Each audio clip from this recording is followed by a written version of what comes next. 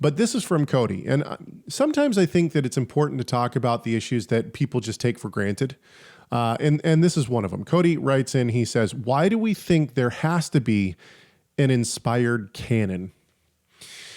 Okay.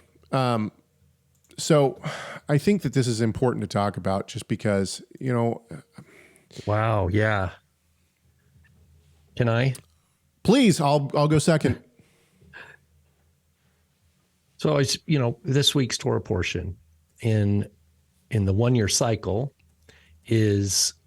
covers the actual Exodus. So it's basically Exodus 13 through 15. So it's after the Passover, when they leave, and then they go through the water being split, right, and then they do the Song of the Sea, right?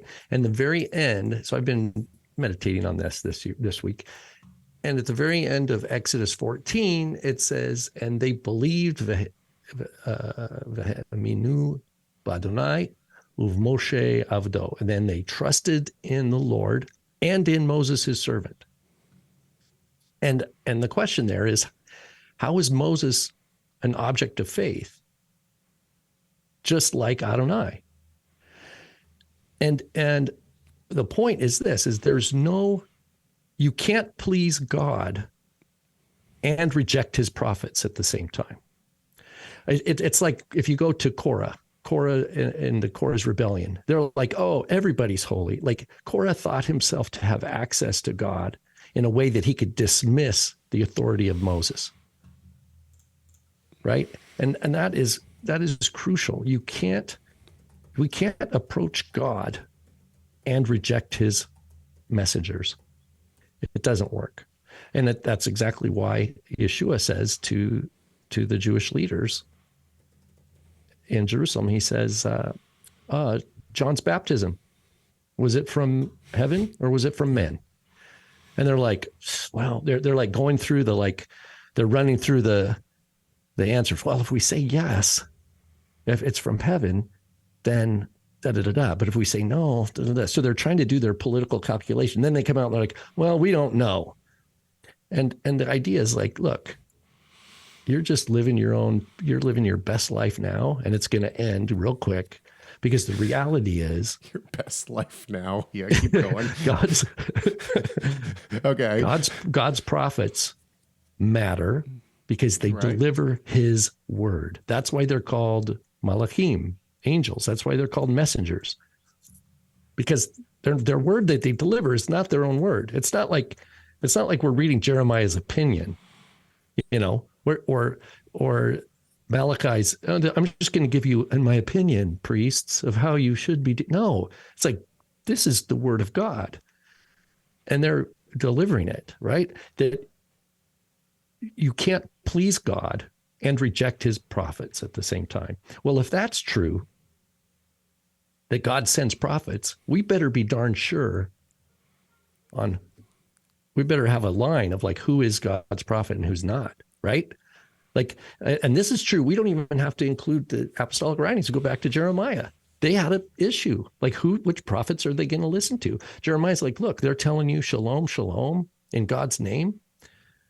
But thus saith the Lord, I did not send them, right? Don't listen to them. So the crisis, this is still at a time when Solomon's temple is still standing, right? Before Jerusalem was destroyed, before the Babylonian captivity. And the priests and the king were like, oh, like they had different voices, and they were confronted with the issue: who is canonical? Is Jeremiah's words canon, meaning inspired from God, or all these other prophets that are saying, oh, shalom, shalom from the Lord?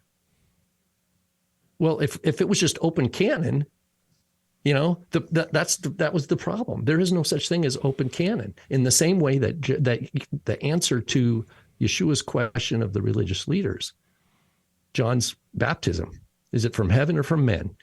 That's the level of confrontation we have with reality. Is like, okay, yes or no. It's not like, oh, well, we really like John, So yeah, this goes back to that same quote from Judges, right? Each man did what was right in his own eyes. You have to, if you don't have a established, inspired word of God at some level, and I believe that this goes all the way back to the garden, but if you don't have an established, inspired word of God, then what you have is you have open theism. You have postmodern thought. There is no real truth, basically. What I might believe God says one thing, you might believe he says another. Well, you take the book of James as canonical, I take the book of Enoch as canonical. Thank you so much for watching this video. Tell us your thoughts on this subject by leaving a comment in the comment section. Make sure you like, share, subscribe, and enable those notifications. And we'll see you in the next video.